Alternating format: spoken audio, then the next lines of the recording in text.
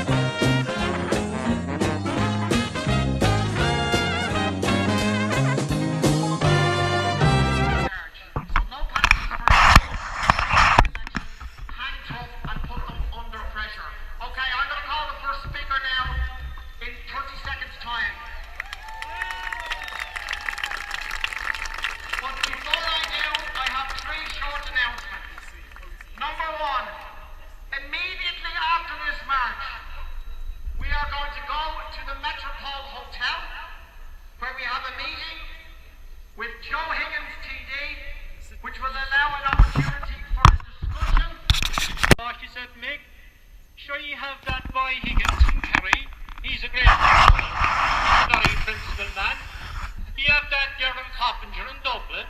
She's very feisty and fierce honest. And he said he had the boy Murphy in Dublin. And she said that failed school teacher in the Kenny and Baroness Burton of Jobstone, they dread him. They absolutely dread him. As well as that, she have Mick Barry in the North Central constituency and all over Cork, and his flying column. The Mick Barry flying column of Lil O'Donnell and Marion O'Sullivan. Then I asked her, I said, what do you think about the next election and its outcome? She said, Mick, it's a foregone conclusion, boy. This is an extremely wealthy country and always has been. She said, the Green people will probably have more seats than any of the other parties due to the fact that they have the money and they control the wealth. But, she said, there's a great chance for the anti-austerity people to get a few people elected. I then asked her, I said, what do you think about the threat of taking money off pensioners? Oh, she said, don't mention the word pension. I'm entitled to what I'm getting in the venture. And she said, I tell you something, the Prime Minister in England at the time was a name by the name of Herbert Asquith. And she said he had a famous saying, and it was, wait and see. So she's saying, I'm telling all my old friends that we'll wait and see. They can't take it off us on the first 4 bills. They have to penalise us on the non-payment one, and then they have to take old people like us to court. Before I finish, she said, when you are after the meeting, will you come back and have a chat with me and sing me a song? I said, it makes you proud to see it. I'm actually from Cork, and I'm a member of Cork as no to Austerity. What a great bunch of people to work with. But we're only one of many, many groups across the country, and now it's time for all groups, no matter what background you come from, to come together, stand strong, get up off our knees, and fight Irish water. We have to build a massive, massive non-payment to make Irish water completely through the austerity agenda that is paying for their economic crimes. As a result of the movement of opposition, this government has been forced to step back a little bit and to make concessions. But crucially, the water charges remain. And what is afoot by them, of course, is political trickery. Wait until they hope the pressure dies down, and then of course the bills will rocket and the agenda towards privatisation will continue. That is a cynical ploy, and it is one that will not work. Now, however, we are in the midst of the most critical phase ever of this campaign. The next months will see the bills arriving in home after home. And what happens, those bills will determine whether we can force the abolition of this tax. Dear friends, this is the key.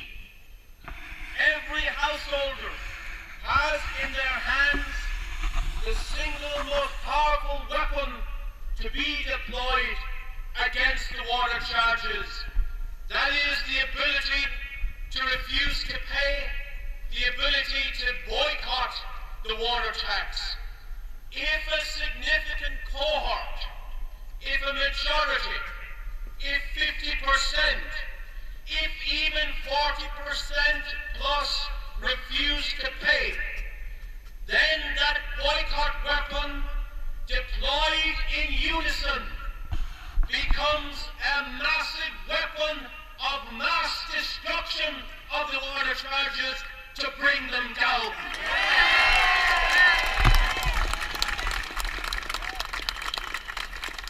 And if they do not do it in the immediate to the vicious propaganda campaign that will be waged over the next months by Fine Gael and Labour in government, aided and abetted by sections of the billionaire and the millionaire-owned media. Therefore, we need to get to those people. We need to get our information leaflets into every home. That's the importance of taking them for our estates, villages, towns. Get the information in, get the truth in, so that people see the truth of the situation and cut through the lies and the threats emanating from the media and the government. So therefore we need not just to say I won't pay, but to organise for mass non-payment, as Mick Barry said earlier. That means get groups of people in every area to go together to give out those leaflets, but to go down to the shops and give them out there, have a profile there. Go to the schools where parents collect their children with leaflets and with posters, and enter the greatest dialogue that this country have ever seen, of ordinary people talking to each other about what is right and just and how we can bring down this unjust.